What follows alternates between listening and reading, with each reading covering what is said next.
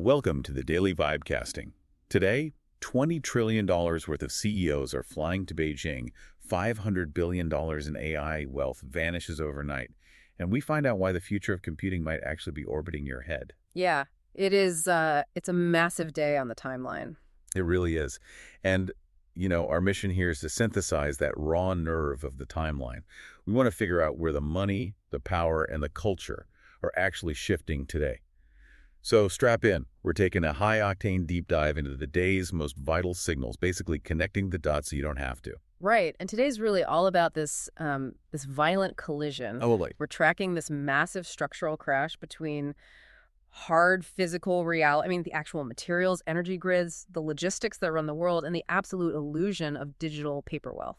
yeah, and let's start with the ultimate symbol of that physical leverage, actually, because there is a post from @ZeroHedge highlighting that President Trump is flying to Beijing with a delegation of U.S. business leaders. Oh, the flight manifest is insane. Right. Like when you add up the market cap of the companies represented on Air Force One, you are looking at roughly $20 trillion. You've got NVIDIA's Jensen Huang, Elon Musk, Tim Cook, the heads of Boeing, Goldman Sachs. Yeah. And naturally, the internet is just having a field day with this. Elon Musk is joking on X that only he and Jensen are actually on the plane. And all the classic Tim Apple memes are circulating again. Well, look, you don't put $20 trillion of market cap on a single airplane just for a photo opportunity, right? Or, a meme. Definitely not. This is a highly calculated exhibition of leverage.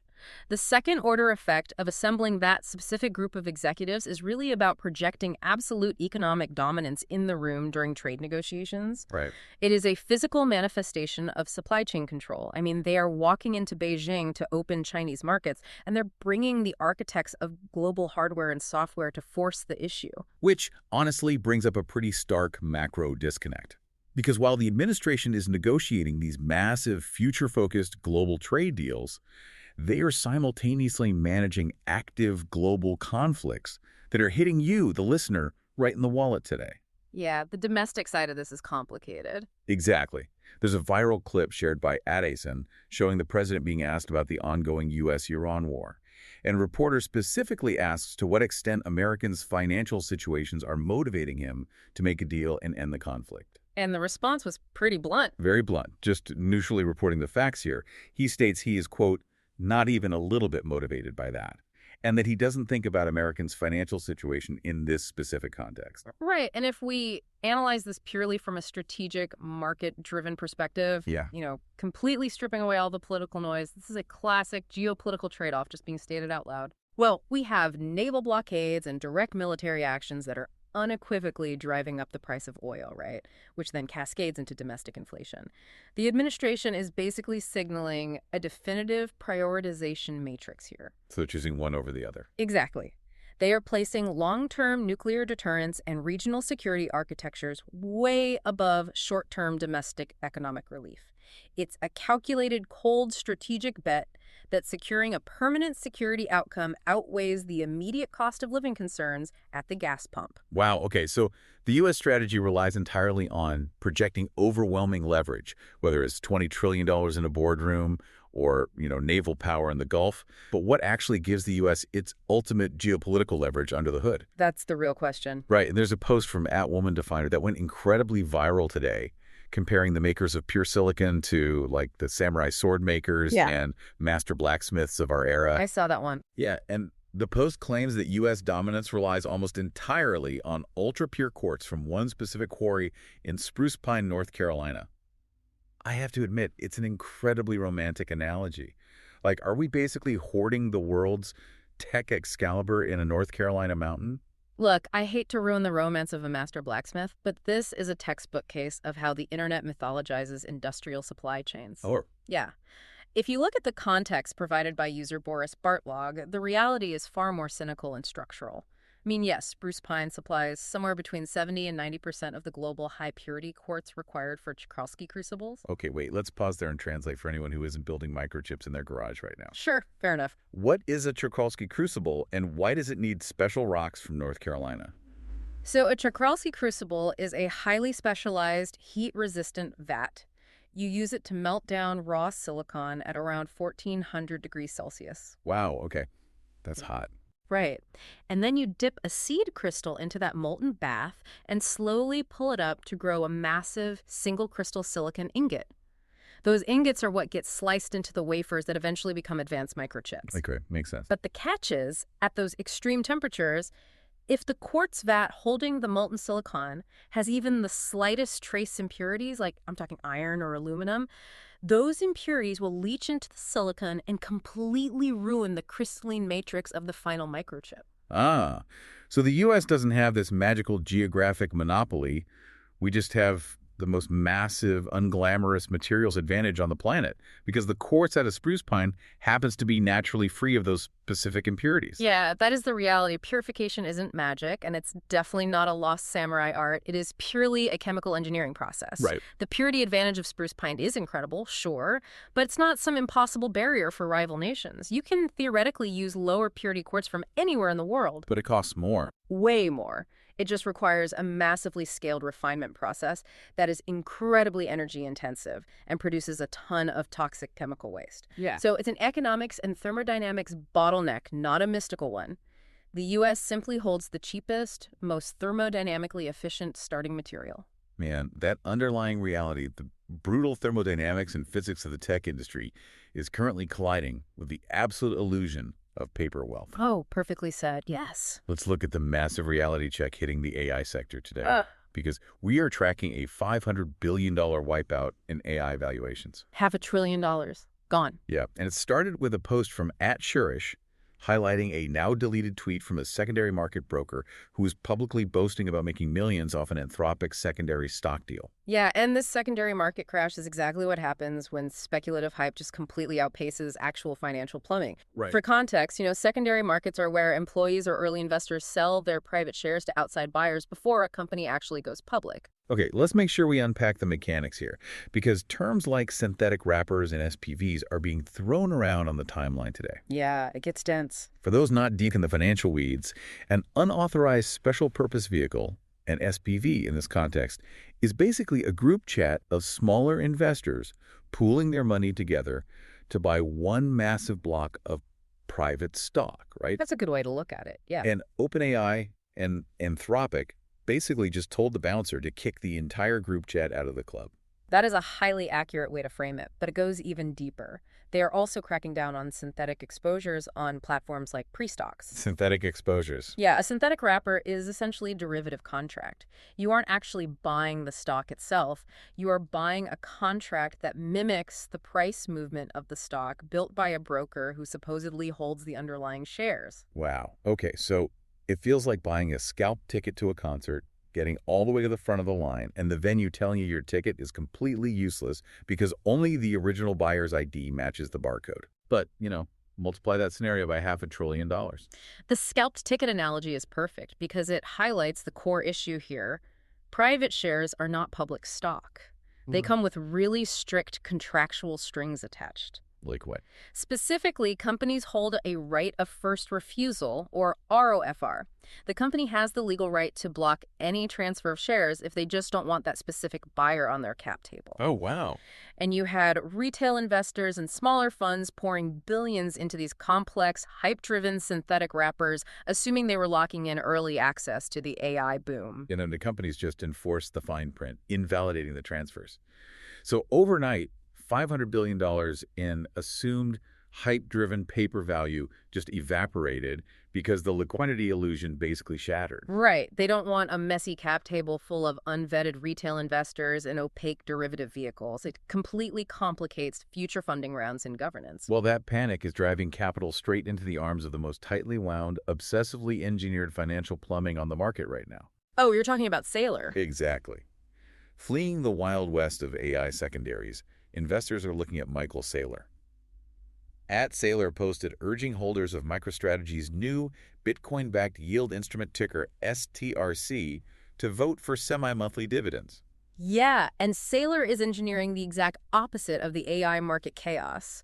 The move to semi-monthly dividends for STRC, which, by the way, is perpetual preferred stock, is a total masterclass in behavioral finance plumbing. Break down that mechanism for us. How does chopping a dividend payout in half and issuing it twice a month actually create stability? Well, think about when a dividend is paid out once a quarter. You get a massive buildup of price speculation right before the payout date. People trying to time it. Exactly. Traders buy in just to capture the dividend and then instantly dump the stock the day after the ex-dividend date. That causes a huge drop in the share price. Right, creating a ton of volatility. But by chopping the dividend up into twice-a-month payouts, Saylor destroys the timeline for short-term speculators. He flattens the volatility curve. It tightens the trading around the instrument's $100 par value, which creates predictable liquidity and frequent reinvestment windows. Okay, so all this engineered financial plumbing, whether it's Saylor's yield instruments or the billions evaporating in AI secondaries, is ultimately trying to fund the physical infrastructure of our future. Right. But where does all that infrastructure actually go when Earth's grid is completely tapped out? Yeah. Because AI trading demands are currently breaking terrestrial power grids. Yeah, that is the multi-trillion-dollar bottleneck. The models are getting exponentially larger, and the energy required to train them is hitting the absolute physical limits of terrestrial zoning and power generation. Which brings us to a bombshell report dropped today by @WatcherGuru and followed up by @SawyerMerritt. Google is reportedly in deep talks with SpaceX to launch massive data centers into orbit. They're calling it Project Suncatcher.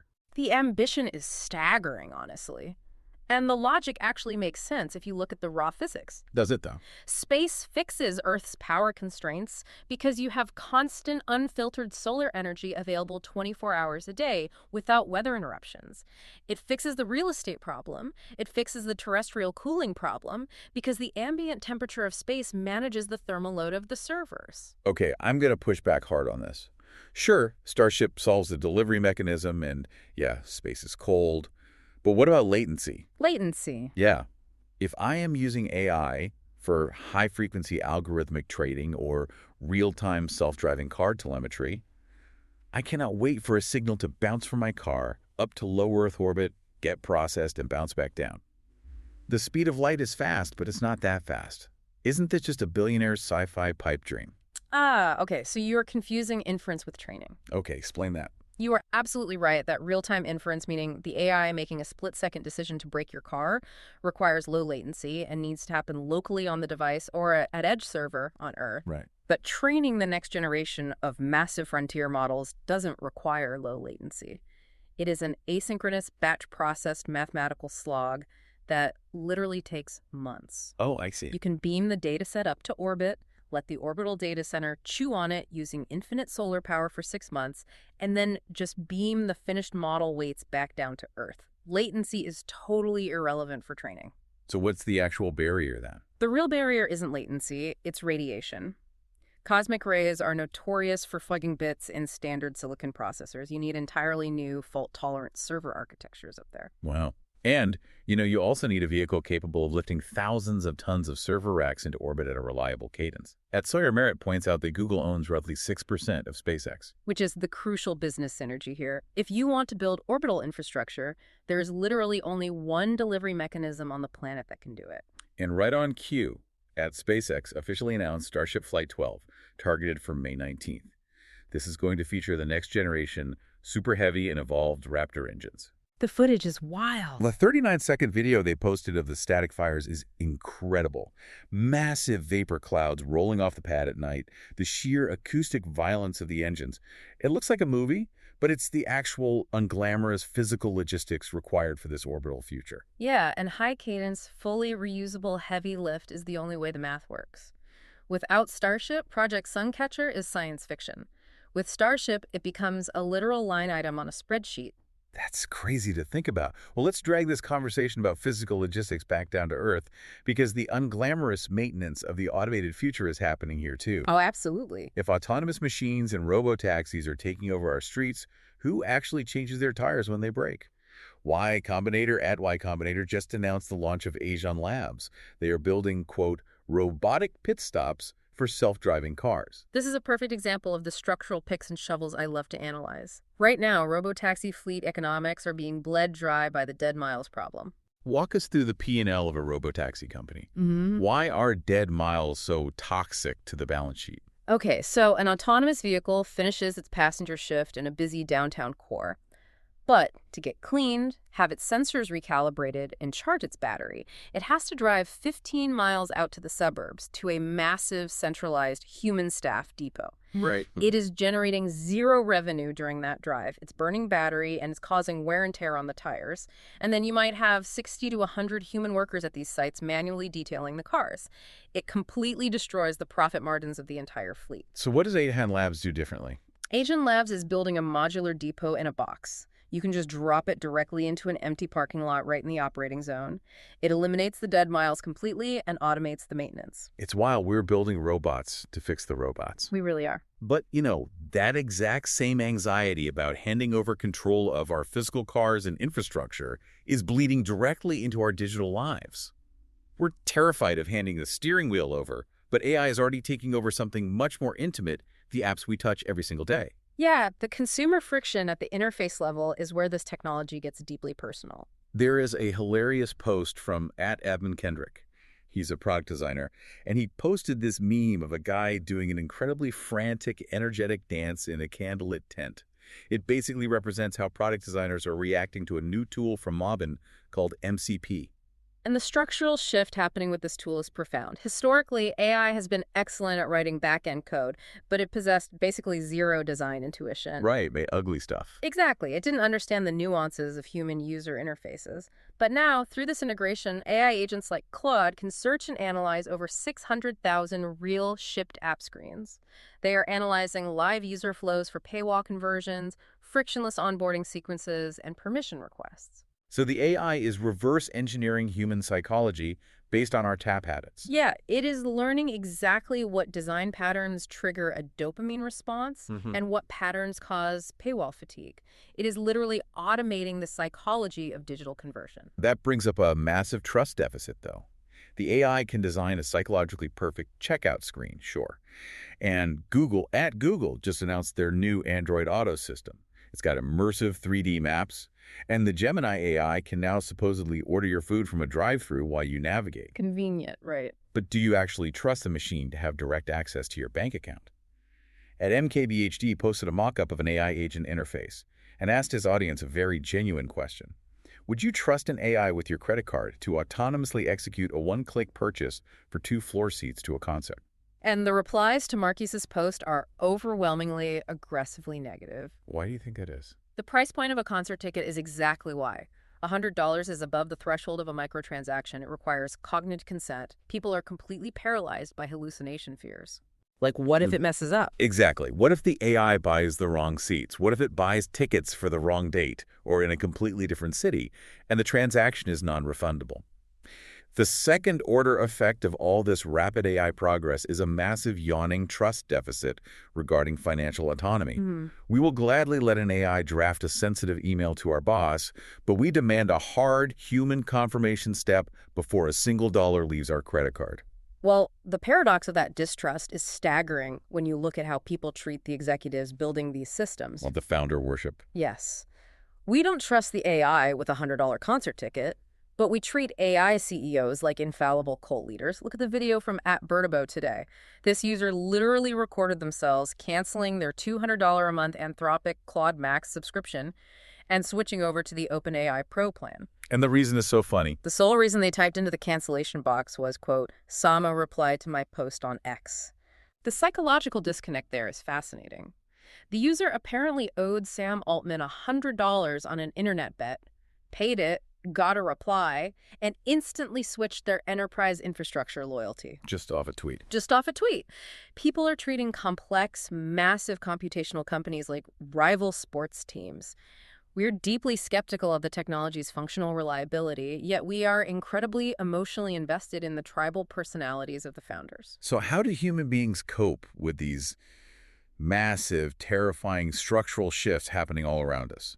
From space data centers to AI reverse engineering our psychology. Honestly, we simply tune it out. We really do. Yeah. Let me paint a picture for you based on a viral video today from @MattWallace888. Oh, the airport video. Yes. Imagine you are standing on the sun-baked tarmac in Tenerife. There's a massive, highly coordinated medical evacuation happening for the MV Hondias cruise ship. There's a confirmed outbreak of Andes hantavirus. Which is really bad. It is a severe life-or-death biohazard situation. Medical personnel are swarming the area in full, head-to-toe white hazmat suits with respirators. The tension in the video is palpable. And right through the middle of the frame, a guy in a t-shirt, shorts, and a backpack just casually strolls past the biohazard team, completely unbothered, hands in his pockets, looking for his terminal. It is dark comedy, but it is also a profound observation on human psychology. You have strict global biohazard protocols colliding with a guy who probably just wants to go find a moderately priced coffee before his flight. Yeah. We possess an... It's iconic. You are standing in the parking lot at night, you're eating a double-double animal style, the palm trees are swaying in the breeze, and literally just feet above your head, massive, multi-hundred-ton passenger jets are screaming in for a landing. The landing lights are blinding, the engines literally shake your bones, and the people in the video are just sitting on the hoods of their cars, eating French fries, completely unfazed by the miraculous violent engineering happening overhead. And see, we think of technology as something that happens to us, right? A disruptive force that will shatter our daily routines. But these moments prove that human psychology's ultimate superpower is normalization. It really is. If we can casually eat a cheeseburger while a 300-ton jet screams over our heads, we will completely normalize AI running the stock market from a data center in low Earth orbit in about a week. The extraordinary becomes background noise instantly. So, bringing all these threads together, what is your prediction for tomorrow? Where does the timeline shift from here? Watch the secondary markets and the hardware suppliers tomorrow. With the AI paper wealth taking a massive hit today, and the physical infrastructure costs for space data centers, energy grids, and specialized quartz rising exponentially, we are going to see a brutal pivot in capital allocation. A total shift. Yes. The market is violently shifting from hype valuation to hardware reality. The companies building the physical picks and shovels, the orbital launch capacities, the thermodynamic refinement processes, or even those robotic pit stops, they're going to start aggressively eating the software margins. Well, I want to leave you with a final thought to mull over. If AI is getting to the point where it can reverse engineer our psychology to design our apps, if it can drive our cars, maintain those cars with robots, and eventually process our data from the cold vacuum of space, at what point does human inefficiency become a luxury feature rather than a bug? Think about that the next time you insist on hitting the checkout button yourself instead of trusting the machine. Thank you for joining us on this deep dive. We'll catch you next time.